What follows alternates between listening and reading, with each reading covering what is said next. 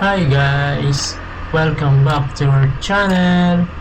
So, in this video, we just want to share with you yung naging ganap sa first Christmas and New Year celebrations namin dito sa aming bagong bahay. So, enjoy watching!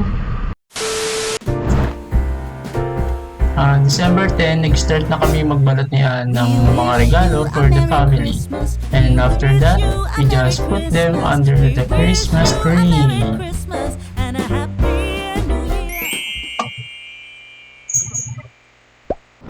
Gumawa kami nitong gingerbread house lantern na isinali namin sa contest dito sa aming subdivision. Gumamit kami ng lumang karton para sa house at sa paggawa ng bituin. After makat ay pinagdikit namin ng mga pirasa gamit ng glue stick at dahil wala kaming glue gun ay tinunaw na lang namin ito gamit ng kandila. Plastic klabo naman ang ginamit namin para sa bintana ng gingerbread house at para sa buntot ng aming parol. Nilagyan namin ng bateryang Christmas light ang loob ng gingerbread house para mabigyan ito ng buhay. And now for the final output.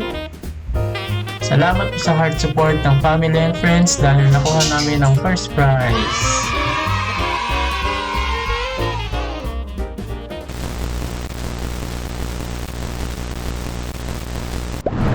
So, December 24, maaga pa lang ay nagluto na siya ng food for Noche Buena. So, let me show you some clips of her preparing the Cordon Bleu. Gagawa tayo ng chicken cordon bleu for the first time. So guys, after marunong ito, kaya palalabas na. So excited for this. Kailangan lang natin ng chicken breast and ham and cheese. Let's go! Kaya na ito.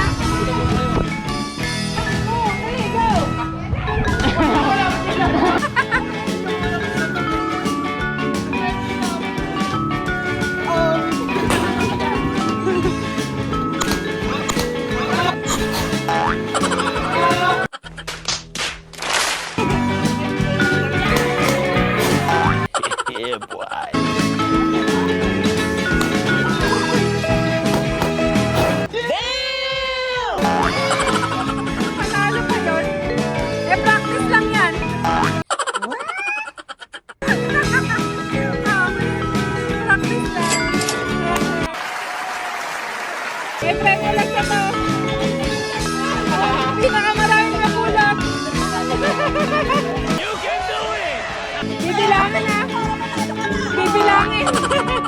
O, sino pinakamarami?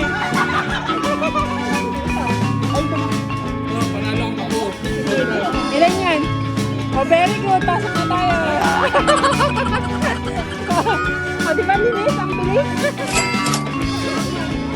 A few moments later.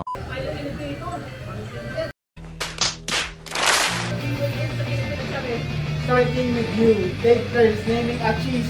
Cheese? Continue until someone has to take. Cheddar cheese. Eden.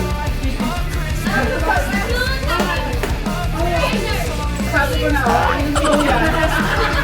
Ganyan kahapon, ganyan din yan eh. Everyone who can touch their toes without bending their knees drinks. Wow! Ano nga na kayo dapat? Ganun talaga. Everyone in this video parents please. Lagi kami yan.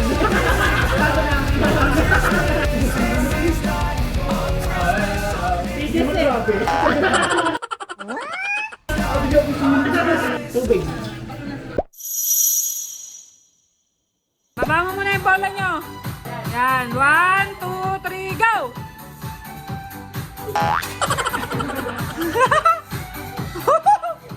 Leonel!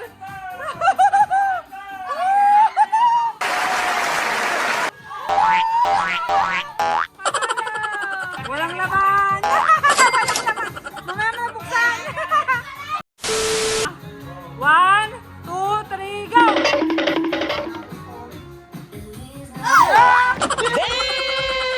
Panalo!